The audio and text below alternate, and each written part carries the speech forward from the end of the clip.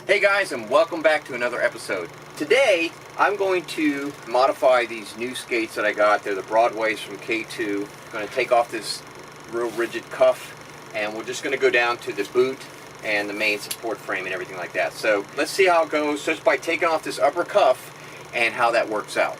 So let's get right to it.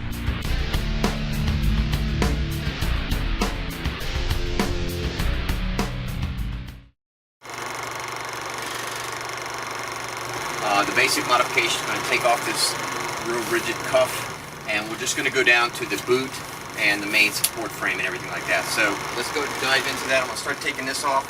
This looks like a, again, what happened was that I bought these skates, and the minute you wear them and get them used, they belong to you. Okay, you might be able to return them for store credit with some sort of extraordinary response. But, alright, so this is just a logo. Empty thing after that. I'm going to put this over here.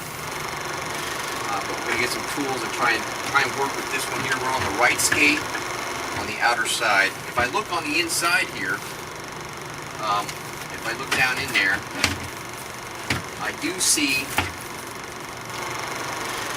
Alright, so there it is. So as you can see right down in there, it is just kind of like a big rivet. There you go, that's a good look there. I'm going to start attacking that inner connection. Alright, so after a quick assessment, I found out that just shoving this regular screwdriver between the back of the rivet here, you can actually just start prying it apart. It's very soft metal, obviously. And what I'm doing now is I'm going to just get that twisted off and just up and over the back end of that rivet. And it's just bending. Oh, there it is. It's already off. So you only have to work with one side of it, and then that comes off. So now I'm assuming this will come off, kind of. Let's see. Now the other side of that rivet is still mushroomed. So idealistically, I would cut it right here, but I don't have the right tool for that. So hopefully I can just pluck it off here and use just. You see, it is coming. It's just going to work its way through that cheap plastic.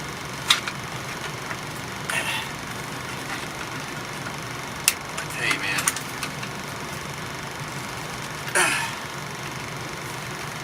And I think, yeah, so it's all the way through this back one piece. Look at that. It's already back to the back piece. And this piece will come right off. So, with further prying. I probably can take one of these right now since I got a little bit of excess space back there.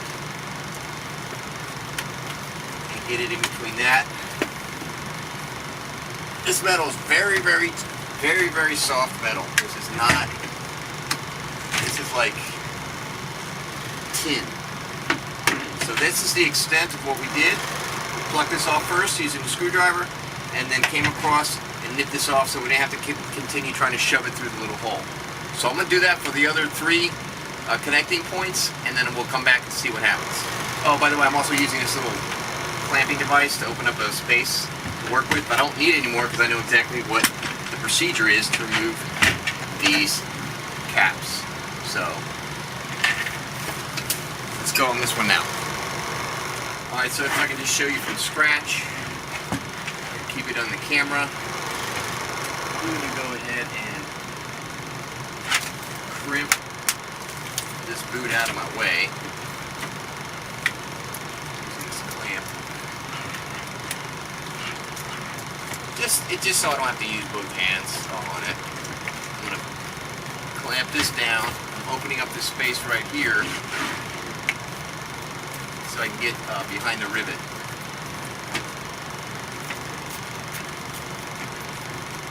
See, it opens up a nice 1-inch hole there, gap. So now I'm going to take the screwdriver and start kneading that area here. You can kind of get it here a little bit to kind of start that prying process. Then I'm going to come come back underneath here and start opening up the back of that washer, which now I have a little gap back there, and I'm just twisting clockwise, and it actually creates a little spinning. That's what I can't see. Just twisting this and getting it to about halfway around past that rivet point, and there it is. It's already off. Okay, it's coming right off. There's the middle piece. Alright, this one's off now. And now I'm just going to work it up through the plastic here. A little bit of spacing. Pop that right off. Okay. There's the ankle cuff. Right, it's off. The final pass on the, take that off. I probably didn't even need to do that. And there we go. Alright, so now that I've got the right skate done, I'm going to move on to the next skate. I'm just going to do that one off camera real quick, and then we'll come back and take a quick look-see and see what we got. Okay guys, so there it is. I just took off the cuffs to these K2 Broadway's 2019 model. Yes, I did violate some brand new skates, but I do this to all my K2s. I took off this cuff. The next mod will be to modify the height on this and to drop it down. But right now I'm just going to go ahead and take these out for a test ride and get them tested out with just this support structure here. As of now, I can't even feel the modification difference because of the inner boot, which is so rigid. Okay, the inner boot is very rigid and still provides that from your heel to the upper ankle support. That heel to upper ankle support is still there because of that inner boot is so rigid. If you do find yourself needing some extra strappage, because what we did lose was the upper strap, but again, that's not an area I needed to support it. That was actually the place that I did not want to support it. This strap here is still accessible. The whole buckle system, it's just riveted on. I can maybe recycle that by taking that off the cuff and maybe anchoring it to other points here on the rest of the frame. I mean, it's all plastic. You got to be careful. It's very soft, so you don't want to make too many holes in the wear and tear factor, but I've never had a problem with that. Alright, so this is after the mod. That's it. I took off the cuffs on both the skates of the K2 Broadways. And like I said earlier, you just don't feel the difference. Because the inner boot up around that ankle area is very rigid. So one thing you will lose though is the ability to really strap down on that upper strap that is on the cuff. Now if you still need that strap, like I said, you can remove it from the cuff and then apply it to the inner boot. It's probably rivet it on there and it'll do the same thing. I'm looking forward to really getting this upper ankle adjusted. I do a lot of trick skating, a lot of extended leg work, which requires my ankle, my actual leg to go in these types of angles. The front might be okay, but this back one here, you start digging in here.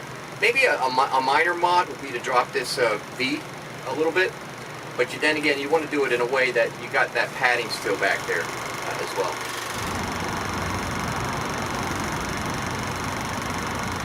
So the strapability of the skates are still needing refinement. I'm going to have to custom strap the areas that I need to tuck that ankle back down into the cockpit area of these skates. There's still that little wiggle room. And as you know, when you're doing fine movements on skate, even a 16th of an inch is what determines whether or not you're going to get a move. So if you have that kind of play in your foot to your skate response, then that means you're not going to be able to refinely adjust your skate within that quarter, 16th of an inch, which makes the angle to cut into that boot. Like I said, because of that high boot, you can't keep the boot flat. Now if I remove that, I'll be able to go out and keep that foot flat. So that's what I mean by extended leg movement. Now this movement is facilitated by the open cut in the front. See? I get that elongated leg. But this movement is totally restricted because of that high cup preventing that leg from extending without keeping that skate flat. And the tools are just here, and here's that little bar clamp that I was meant to show you, but I took it off the camera. So this one's really helpful because it just gave you that 1-inch play to work in there with the initial screwdriver, and then you come clean it up with these. I hope this was helpful for you. Give it a thumbs up and subscribe. See you guys later until next video. Bye.